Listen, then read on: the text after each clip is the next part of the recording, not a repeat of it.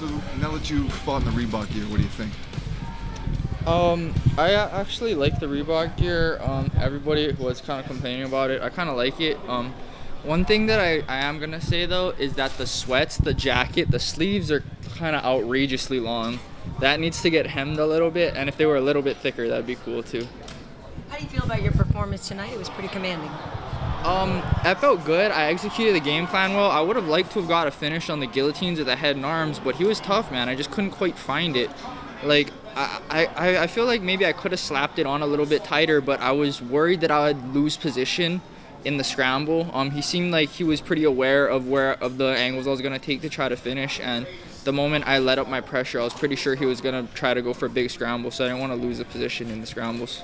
Was there a point, though, where you thought you were closer than another time? Because you did have a few opportunities. That guillotine I thought was super close. I just couldn't quite get it. I had my arm around his neck, and then the other arm I was going to use to leverage the finish. He just had really good grip on it, and I couldn't quite get it out of his wrist control without like sacrificing my positioning. What was your thoughts on the crowd? Because obviously it's like you're walking into hostile territory, but were you listening? Did it bother you at all? I heard it. It kind of amused me. It's kind of awesome. Like, the Irish fans, they're belligerent, but like, I'm gonna miss them, man. They made this fun. Like, they were outside singing and stuff after the weigh-ins. They make it fun, dude. They had some drama and stuff.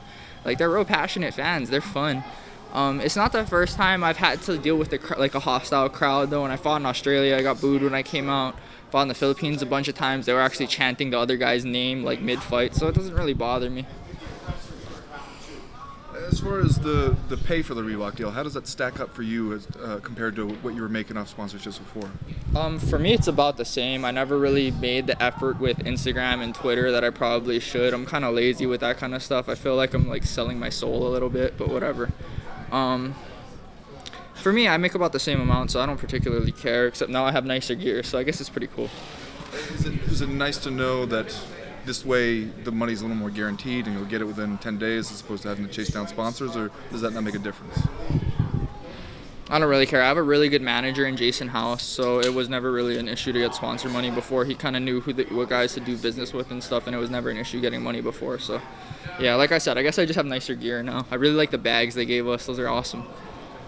You mentioned there on social media that you don't sell your soul and that kind of thing, but you know that that's certainly a part of the game now. So is it something that you'll try to get more involved in, or you're just not ever going to? I'm working on it more. We actually have a lot more guys coming by the gym and stuff now, and like, so it's a lot easier for me. I just kind of repost their stuff. Like, I don't even have to make up my own captions anymore, which is nice. You have no interest in playing the game and interacting with the fans like that? I thought I was. Well, okay, I don't know. I don't interact. I don't care.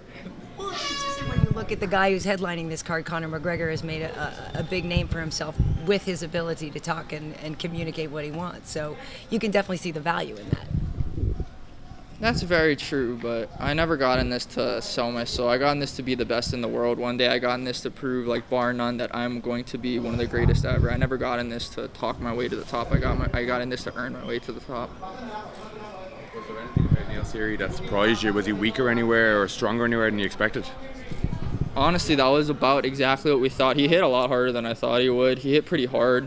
When he was ducking his head throwing, that guy like just doesn't care, man. We collided heads a bunch of times, man. That guy just doesn't care. He's a tough guy, man. He's really tough. Were any of his guillotines in at all, or were they air chokes, blood chokes? Did any of them get that close? It didn't get that close, honestly. I had him pretty under control. My coach Rylan Lazares, he went over that fairly thoroughly with me. We drilled it the whole camp, regular guillotine and arm and guillotine defense. So I was just relaxing, kind of waiting for him to tire himself out. Hopefully take advantage of his sapped forearms and cardio. Do you think had you been able to transition from mount to the side of him with the arm triangle, you could have tapped him, or was that I'm going to lose position if I even try? At which point was this? He went for a guillotine, you got an arm triangle, and it looked good. And then it was just maybe an angle thing, but you said how maybe he might hip out or jump out or sprawl. Oh, yeah. I could feel him. Like, I was trying to work my way to the top and kind of suck it underneath and choke down the artery that was inside, but I could feel him worming his way out and turning into me, so I was like, man, if I try and like yank this real tight, I'm pretty sure I'm going to lose the shoulder and he's going to be gone.